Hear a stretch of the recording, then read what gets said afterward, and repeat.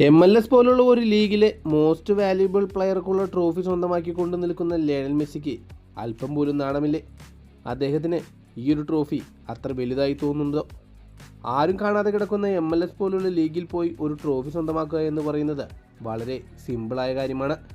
ഇതിഹാസ താരമായ Lionel Messi 2024 ഇപ്പോൾ 2025 മോസ്റ്റ് വാല്യുബിൾ പ്ലെയർക്കുള്ള MLS ട്രോഫി സ്വന്തമാക്കിക്കൊണ്ട് നിൽക്കുന്ന ഫോട്ടോയ്ക്ക് താഴെ മെസ്സി വിരോധികളിട്ട കമൻറ്റുകളാണ് ഈ പറഞ്ഞവ.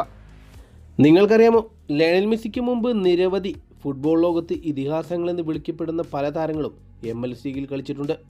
പക്ഷേ അവർക്കൊരിക്കൽ പോലും ഈ ട്രോഫി സ്വന്തമാക്കാൻ സാധിച്ചിട്ടില്ല.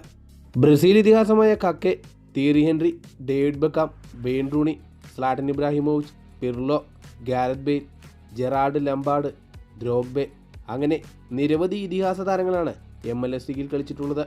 അവർക്കൊരിക്കൽ പോലും MLS ഏറ്റവും മികച്ച താരത്തിനുള്ള ആ സീസണിലെ ട്രോഫി സ്വന്തമാക്കാൻ സാധിച്ചിട്ടില്ല. അവിടെയാണ് ലയണൽ മെസ്സി രണ്ടാമതും ഈ ട്രോഫി സ്വന്തമാക്കുന്നത്.